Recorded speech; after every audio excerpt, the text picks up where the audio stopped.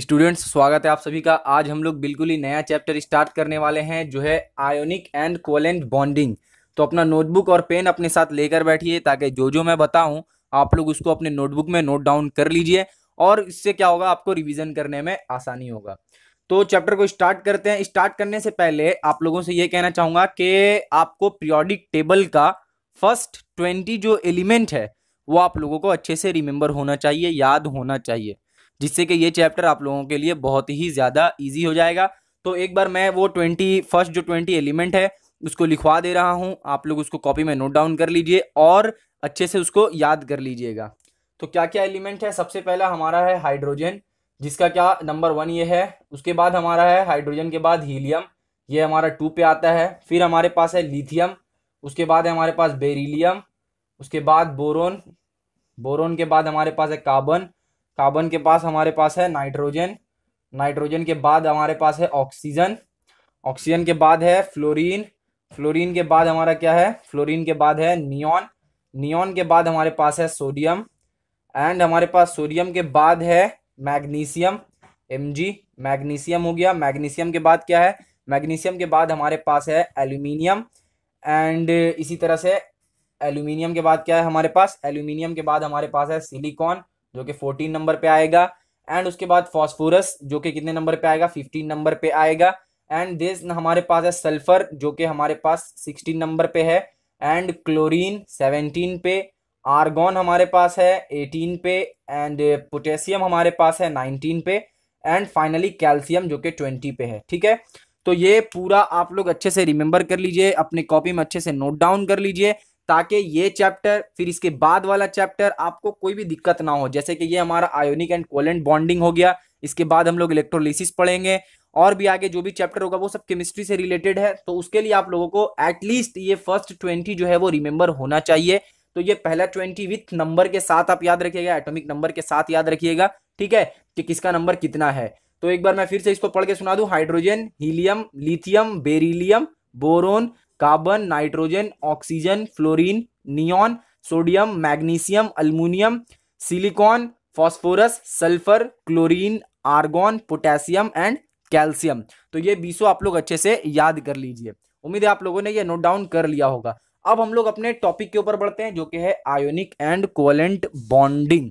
तो देखिए, ionic and covalent bonding chapter को पढ़ने के मतलब सबसे पहले जो हम लोगों को इस चैप्टर में जानना होगा वो है ऑक्टेट थ्योरी। के ऑक्टेट थ्योरी आखिरकार किसको कहते हैं, क्योंकि ये पूरा चैप्टर जो है वो ऑक्टेट थ्योरी से ही रिलेटेड है। अगर ऑक्टेट थ्योरी हम लोगों को नहीं मालूम रहा तो ये चैप्टर हम लोगों को अच्छे से समझ में नहीं आएगा।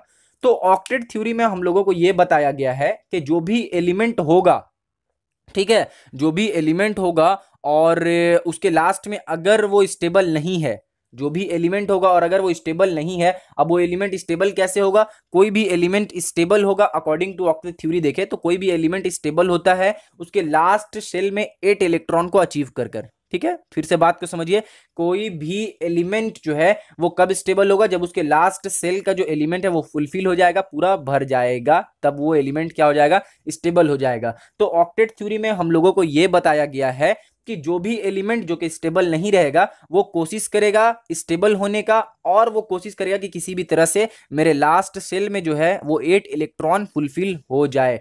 अब उसी कोशिश में यहां पे क्या होगा, 2 बॉन्ड बनेगा, एक आयोनिक बॉन्ड और एक कोवेलेंट बॉन्ड बनेगा। ठीक है, क्योंकि उसको क्या चाहिए, उसके लास्ट सेल में 8 इलेक्ट्रॉन चाहिए। तो इसमें बहुत सारा ऐसा एलिमेंट है जिसके लास्ट सेल में 8 इलेक्ट्रॉन नहीं है, जिसके कारण वो क्या स्टेबल नहीं है। तो वो क्या करेगा, स्टेबल होने का कोशिश करेगा, और स्टेबल होने की कोशिश में वो 2 तरह का बॉन्डिंग बनाएगा, एक आयोनिक बॉन्ड और एक कोवेलेंट बॉन्ड बनाएगा। अब ये जो दोनों बॉन्डिंग है वो किसके रिलेटेड है, ये दोनों बॉन्डिंग हमारा केमिकल बॉन्ड के रिलेटेड है।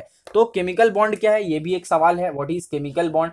तो देखिए, केमिकल बॉन्ड सिंपली अगर समझे तो कोई भी 2 एटम, केमिकल बॉन्ड का मतलब क्या हो गया कि कोई भी 2 एटम, मान लीजिए एक एटम ए है एंड एक हमारे पास एटम बी है, तो जब मान लीजिए कोई भी 2 एटम या फिर 2 से ज्यादा एटम मिलकर बॉन्ड बनाकर एक जब मॉलिक्यूल बनाएगा, एक मॉलिक्यूल में वो कन्वर्ट हो जाएगा, तो उसको क्या कहेंगे हम लोग, केमिकल बॉन्ड कहेंगे।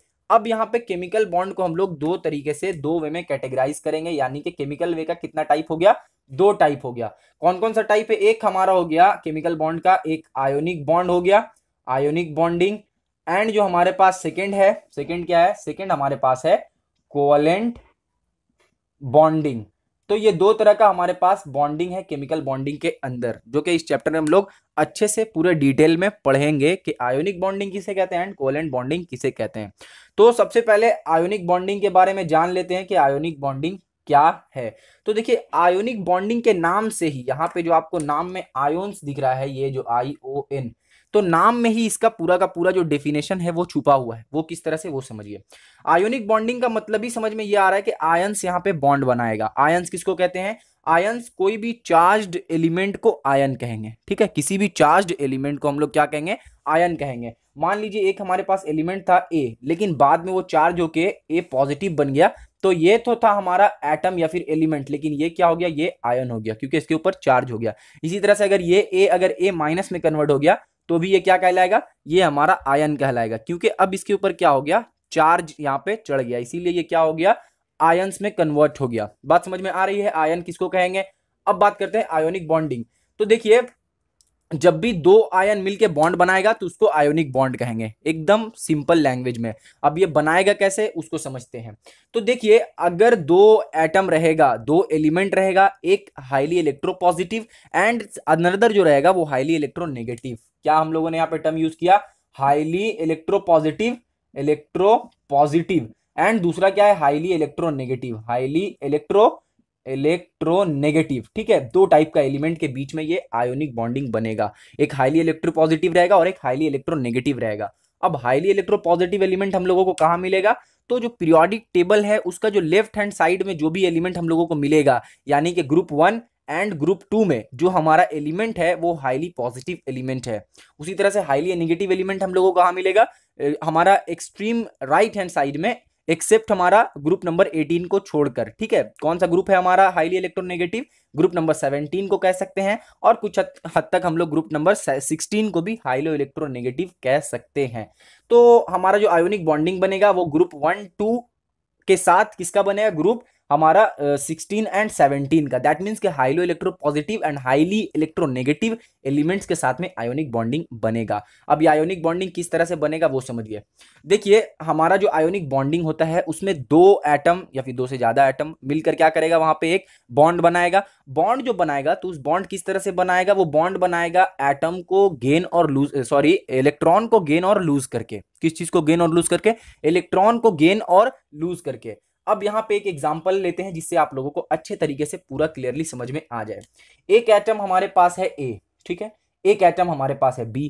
अब ये A जो है वो क्या कर रहा है? एक इलेक्ट्रॉन को लूज कर दे रहा है। क्या कर रहा है? ये एक इलेक्ट्रॉन को लूज कर दे रहा है। अब जैसे ही ये एक इलेक्ट्रॉन को लूज करेगा तो इसके ऊपर एक पॉजिटिव चार्ज आएगा, क्योंकि इलेक्ट्रॉन को लूज किया तो इसके पास एक प्रोटॉन क्या हो गया? ज्यादा हो गया, क्योंकि हमेशा electron is equal to proton होता है। लेकिन इलेक्ट्रॉन को जैसे ही लूज किया तो इसके पास क्या हो गया? प्रोटॉन एक बढ़ गया। अब एक प्रोटॉन बढ़ने का मतलब कि एक पॉजिटिव चार्ज यहाँ पे बढ़ गया, दैट्स वाई इसके ऊपर क्या हो गया? एक पॉजिटिव चार्ज लग गया। इसी तरह से अगर हम लोग यहाँ पे बी को देखें तो ये जो इलेक्ट्रॉन को लूज किया है, ये जो इलेक्ट्रॉन को लूज किया है, ये जो माइनस इलेक्ट्रॉन हुआ है, वो इलेक्ट्रॉन ये बी को दे देगा। जैसे ही बी ये इस वाले इलेक्ट्रॉन को लेगा, लेने के बाद ये क्या हो जाएगा? बी माइनस हो जाएगा। बी माइनस क्यों हुआ? क्योंकि electron is equal to proton था, लेकिन जैसे ही यहां पे एक इलेक्ट्रॉन को लिया वैसे ही प्रोटॉन का नंबर तो सेम है, बट इलेक्ट्रॉन का नंबर क्या हो गया? इंक्रीज हो गया। एंड इलेक्ट्रॉन का नंबर इंक्रीज होने के कारण इसके ऊपर एक माइनस चार्ज पड़ गया। बात समझ में आ रहा है? अब ये हमारा पॉजिटिव चार्ज हो गया एंड ये हमारा नेगेटिव चार्ज हो गया। हम लोग ये जानते हैं कि नॉर्थ पोल और साउथ पोल एक दूसरे को अट्रैक्ट करता है।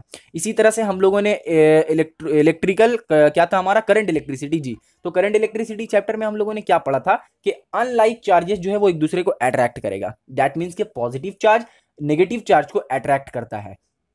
तो ये हमारा पॉजिटिव आयंस है और ये नेगेटिव आयन है। तो यहाँ पे पॉजिटिव और नेगेटिव हो गया, चार्ज में डिफरेंस है, अनलाइक चार्ज है, तो ये दोनों एक दूसरे को अट्रैक्ट करेगा और अट्रैक्ट करके ये दोनों आकर वापस में क्या बनाएगा? एक साथ आकर यहाँ पे बॉन्ड बना देगा। और इस तरह का जो बॉन्ड बनेगा उसको आयोनिक बॉन्डिंग कहते हैं, आयोनिक बॉन्ड कहते हैं। बात समझ में आ रहा है? उम्मीद है कि इससे ज्यादा इजी वे में तो आपको और कोई नहीं समझा पाएगा जितना इजी वे में मैंने यहाँ पे आपको समझाया कि आयोनिक बॉन्ड किसको कहते हैं। तो ये हमारा हो गया आयोनिक बॉन्ड। अब यहाँ पे हम लोग क्या करते हैं? आयोनिक बॉन्ड का एक और रियल एग्जांपल लेते हैं। ये तो हम लोगों ने ए बी करके एग्जांपल लिया, एक रियल एग्जांपल लेते हैं। तो देखिए NaCl जो होता है दैट मीन्स के सोडियम क्लोराइड, ये एक आयोनिक बॉन्ड ये एक आयोनिक बॉन्डिंग है, ठीक है। तो आयोनिक कंपाउंड भी कहते हैं। जो भी बॉन्ड, जो भी मॉलिक्यूल हमारा आयोनिक बॉन्ड के कारण बनेगा उसको आयोनिक कंपाउंड भी कहा जाता है। ठीक है, NaCl क्या है? एक आयोनिक कंपाउंड है। NaCl आयोनिक कंपाउंड किस तरह से है और किस तरह से NaCl जो है वो फॉर्म होगा वो हम लोग यहाँ पे डिस्कस कर लेते हैं अच्छी तरीके से। तो देखिए Na यहाँ पे हमारा कितने नंबर पे आ रहा है? Na हमारा 11 नंबर पे आ रहा है। यहाँ पे कितने नंबर पे है? Na 11 नंबर पे है। तो Na 11 नंबर पे है, दैट मीन्स कि Na का जो इलेक्ट्रॉनिक कॉन्फिगरेशन होगा वो किस तरह से होगा? Na का इलेक्ट्रॉनिक कॉन्फिगरेशन कुछ इस तरह से होगा, 2 8 एंड लास्ट में कितना होगा? 8 2 10 और 1 11। इलेक्ट्रॉनिक कॉन्फिगरेशन ऐसा किस लिए मैंने लिखा वो आप लोगों ने क्लास 9 में ऑलरेडी पढ़ लिया होगा कि इलेक्ट्रॉनिक कॉन्फिगरेशन किस तरह से लिखते हैं। पहले सेल में हम लोग रखते हैं 2 इलेक्ट्रॉन को, फिर हम लोग रखते हैं दूसरे सेल में 8 इलेक्ट्रॉन को, फिर तीसरे सेल में 8 इलेक्ट्रॉन को, इस तरह से हम लोग रखते हैं। एटलीस्ट 20 तक तो यही वाला जो हमारा जो फॉर्मूला है वो अप्लाई होता है। ठीक है, तो यहाँ पे क्या हो रहा है कि पहले सेल में हम लोगों ने 2 इलेक्ट्रॉन को रखा, दूसरे में 8 इलेक्ट्रॉन को, और जो बाकी बचे वो थर्ड इलेक्ट्रॉन में रखा, थर्ड सेल में हम लोगों ने रख दिया।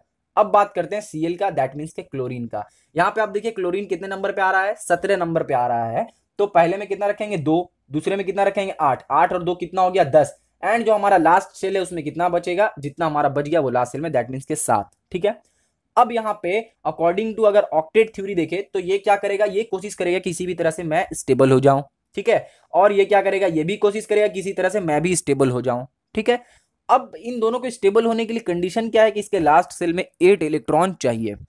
अब अगर ये एक इलेक्ट्रॉन को लूज कर देता है तो इसका लास्ट वाला सेल खत्म हो जाएगा, और लास्ट सेल कौन सा बन जाएगा? लास्ट सेल अब जो इसका बन जाएगा वो होगा ये वाला। ठीक है, तो लास्ट सेल में इसका 8 इलेक्ट्रॉन हो जाएगा। इसी तरह से अगर ये 7 जो है वो ये वाला इलेक्ट्रॉन को गेन कर लेता है तो ये क्या हो जाएगा? 8 बन जाएगा, और 8 बनने के बाद इसका लास्ट सेल में कितना इलेक्ट्रॉन हो जाएगा? 8 इलेक्ट्रॉन हो जाएगा। अब बहुत से बच्चों के दिमाग में ये सवाल उठ रहा होगा कि सर ये 7 इलेक्ट्रॉन क्यों नहीं लूज कर सकता है? ये 7 अगर लूज कर देगा तो भी तो यहाँ पे 2 8 यानी कि लास्ट सेल में 8 बचेगा। लेकिन यहाँ पे ये समझिए कि ये जो 7 इलेक्ट्रॉन है उसको लूज करना बहुत ही ज्यादा डिफिकल्ट है एज कंपेयर टू एक को गेन कर लेना। ठीक है, वही सेम केस यहाँ पे हमारा Na में भी अप्लाई होता है कि ये 7 इलेक्ट्रॉन को गेन करेगा तो उसके लिए ज्यादा डिफिकल्ट होगा, इसीलिए क्या करेगा? ये डायरेक्ट एक इलेक्ट्रॉन को लूज कर देगा। बात थोड़ा थोड़ा समझ में आ रहा है? ओके, अब क्या करते हैं कि इन दोनों का हम लोग बॉन्डिंग बनाकर देख लेते हैं। तो सबसे पहला हमारा Na है, Na यानी के सोडियम।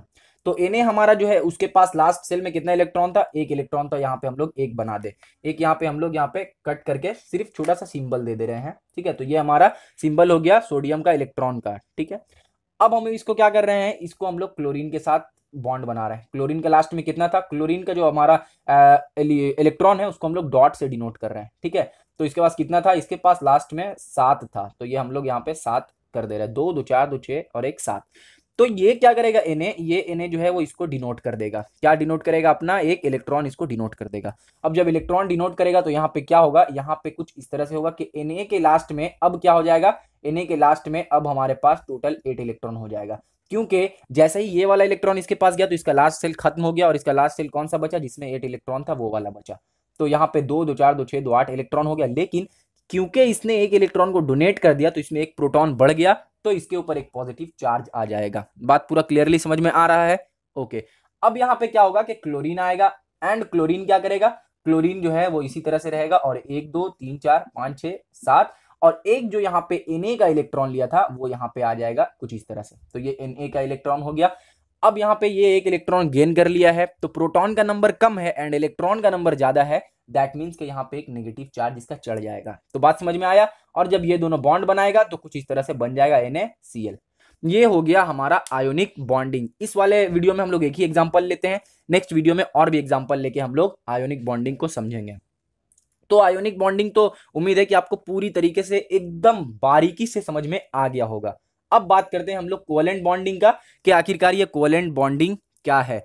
तो देखिए कोवेलेंट बॉन्डिंग सिंपली हो गया कि यहाँ पे हम लोग क्या कर रहे थे? यहाँ पे इलेक्ट्रॉन को गेन और लॉस किया जा रहा था, लेकिन यहाँ पे क्या हो गया? इलेक्ट्रॉन को शेयर किया जाएगा। ठीक है, यहाँ पे बोला जाएगा 2 इलेक्ट्रॉन आएगा आपस में, सॉरी 2 एटम आएगा, एक आएगा A एक आएगा B। ये दोनों क्या बोलेगा कि भाई देखो मुझे भी स्टेबल होना है और आपको भी स्टेबल होना है, तो एक काम करते हैं कि हम लोगों को जितना जितना इलेक्ट्रॉन चाहिए आपस में बांट लेते हैं। ठीक है, मैं ना आपको दूंगा ना आप मुझे दीजिए, क्या करें हम लोग आपस में बांट ले रहे हैं इलेक्ट्रॉन को। ठीक है, ये पूरी तरीके से इसको नहीं देगा और ना ही ये पूरी तरीके से इसको देगा, बस क्या करेगा ये दोनों आपस में शेयर करेगा। मान लीजिए कि आपके पास एक बाल्टी है और 2 आदमी को नहाना है, तो वो क्या कर रहा है? एक ही बाल्टी से दोनों आदमी नहा रहा है शेयर करके। इसी तरह से यहाँ पे क्या करेगा, इलेक्ट्रॉन को दोनों शेयर करके सेम इलेक्ट्रॉन से दोनों काम चला लेगा। ठीक है, बात नहीं समझ में आ रहा है क्लियरली? कोई बात नहीं, अभी थोड़ी देर में अच्छे से समझ में आ जाएगा। फिलहाल तो आप लोगों को यह समझ में आ गया कि कोवेलेंट बॉन्डिंग आखिरकार किसको कहते हैं। कोवेलेंट बॉन्डिंग का मतलब शेयर करके, इलेक्ट्रॉन को शेयर करके, 1 pair of electron 2 pair of electron को शेयर करके बॉन्ड जिसमें बनेगा उसको हम लोग बोलेंगे कोवेलेंट बॉन्डिंग। यहां तक तो आप लोगों को पूरा अच्छे तरीके से क्लियर है। यहां पे एक कंडीशन है, और वो कंडीशन क्या है कि जो भी यहां पे बॉन्ड बनेगा तो उस एलिमेंट का, उस एटम का जो है वो इलेक्ट्रोनेगेटिविटी ऑलमोस्ट सेम होना चाहिए। इलेक्ट्रोनेगेटिविटी ऑलमोस्ट सेम होना चाहिए, क्योंकि इलेक्ट्रोनेगेटिविटी अगर कम बेसी रहा तो क्या करेगा, अपने तरफ इलेक्ट्रॉन को वो खींच लेगा। ठीक है, अगर इलेक्ट्रोनेगेटिविटी का डिफरेंसेस ज्यादा रहा तो जो एलिमेंट ज्यादा इलेक्ट्रोनेगेटिविटी, जिसका प्रॉपर्टी ज्यादा इलेक्ट्रोनेगेटिविटी जिसका ज्यादा हाई रहेगा, वो क्या करेगा, दूसरे वाले जो एटम है उससे इलेक्ट्रॉन को अपने तरफ खींच लेगा। तो फिर ये जो है कोवेलेंट बॉन्डिंग सही से नहीं बना पाएगा। इसीलिए इलेक्ट्रो नेगेटिविटी जो है वो ऑलमोस्ट सिमिलर होना चाहिए, और जो है हमारा है आयोनाइजेशन एनर्जी, ठीक है, आयोनाइजेशन एनर्जी भी ऑलमोस्ट सेम होना चाहिए। ये दो कंडीशन है हम लोगों का कोवेलेंट बॉन्डिंग में। अब एग्जांपल लेकर हम लोग यहाँ पे समझते हैं कोवेलेंट बॉन्डिंग किस तरह से बनेगा। तो मान लीजिए एक है हमारा पास ए और एक है हमारे पास बी। ए बी इसलिए बता रहा हूं ताकि आप लोगों को क्लियरली अच्छे से समझ में आ जाए। तो देखिए, ए भाई साहब के पास लास्ट वाले शेल में जो इलेक्ट्रॉन का नंबर है वो कुछ इस तरह से है, 1 2 3 4, और ये हमारे पास 5 6 और 1 7। तो 7 इलेक्ट्रॉन इसके पास है लास्ट में। इसी तरह से जो बी भाई साहब है इसके पास भी क्या है, इसके पास भी हमारे पास है 1 2 3 4 5 6 एंड 7। इसके पास भी 7 है एंड इसके पास भी 7 है। ठीक है, अब जब दोनों के पास 7 है तो इसका मतलब क्या हुआ कि दोनों जो है वो सेम ही है यहाँ पे, लेकिन दोनों के पास कभी कभी डिफरेंट भी हो सकता है। ठीक है, अभी फिलहाल हम लोग क्या कर रहे हैं, दोनों को यहाँ पे सिमिलर ले रहे हैं।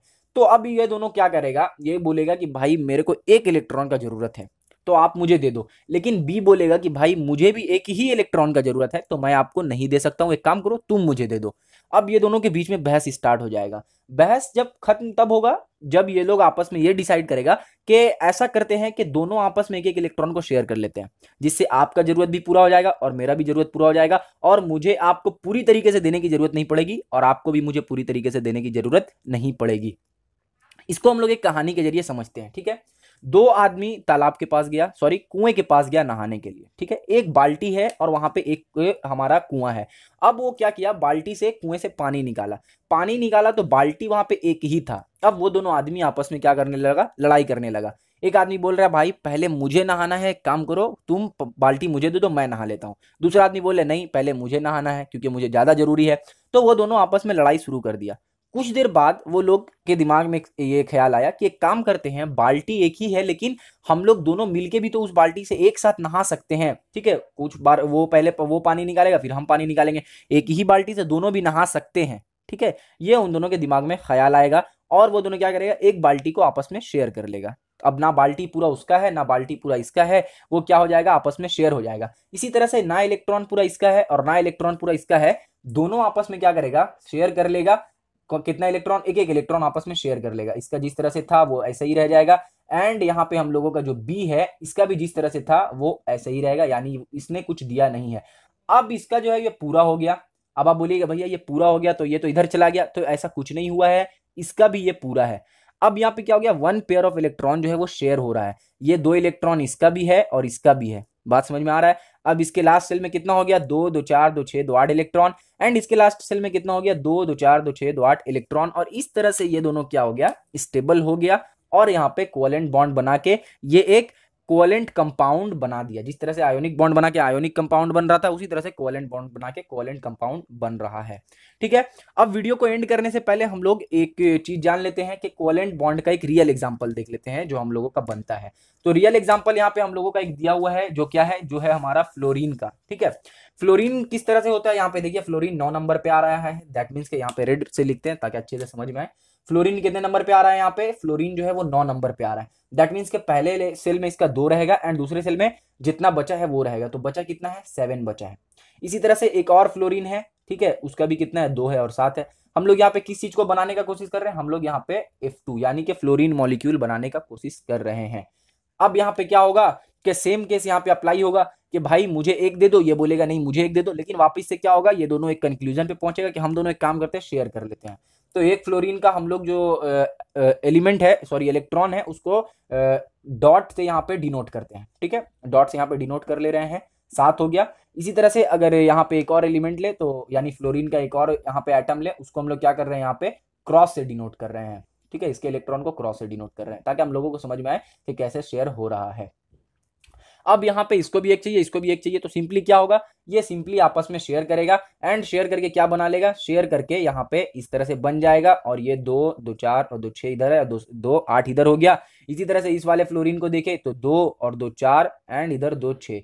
अब यहाँ पे क्या होगा, ये पूरा इसका हो गया एंड ये पूरा इसका हो गया, एंड फाइनली ये क्या बन गया, F2 मॉलिक्यूल बन गया, यानी फ्लोरीन मॉलिक्यूल यहाँ पे बन गया। तो बात समझ में आ गया आप लोगों को कि कोवेलेंट बॉन्डिंग किसको कहते हैं एंड आयोनिक बॉन्डिंग किसे कहते हैं। मैंने ये कोशिश किया कि आपको जितना सिंपल वे में समझा पाऊं उतना सिंपल वे में समझा दूं, ताकि ये जो कॉम्प्लेक्स चैप्टर है वो आप लोगों को कॉम्प्लेक्स ना लगे, एकदम सिंपल लगे।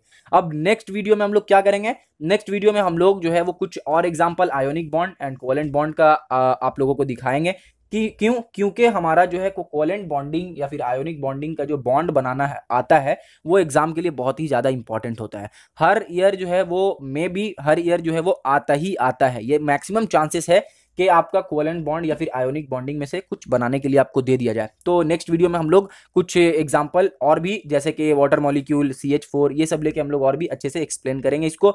और लास्ट वीडियो में, मतलब जो नेक्स्ट वीडियो होगा, उसमें एक और जो इंपॉर्टेंट चीज होने वाला है वो है प्रॉपर्टीज, कि आयोनिक बॉन्ड का प्रॉपर्टी क्या होता है एंड कोवेलेंट बॉन्ड का प्रॉपर्टी क्या होता है, उसको हम लोग अच्छे तरीके से समझेंगे। हो सकता है वो लॉन्ग आंसर वगैरह में आ सकता है, लॉन्ग क्वेश्चन में। ठीक है, तो इस वीडियो को यहीं पे खत्म करते हैं। उम्मीद है कि आप लोगों ने नोट्स को अच्छे से बना लिया होगा। बस नोट को एक बार रिवाइज कर लीजिए, पूरा चैप्टर आपका अच्छे तरीके से क्लियर हो जाएगा। अगर आपने चैनल को सब्सक्राइब नहीं किया है तो आपसे रिक्वेस्ट है कि चैनल को सब्सक्राइब कर लीजिए, ताकि आपको ऐसी और भी वीडियोस मिलता रहे। ठीक है, तो आपसे मिलते हैं नेक्स्ट वीडियो में, तब तक के लिए अपना ख्याल रखिए। Thank you.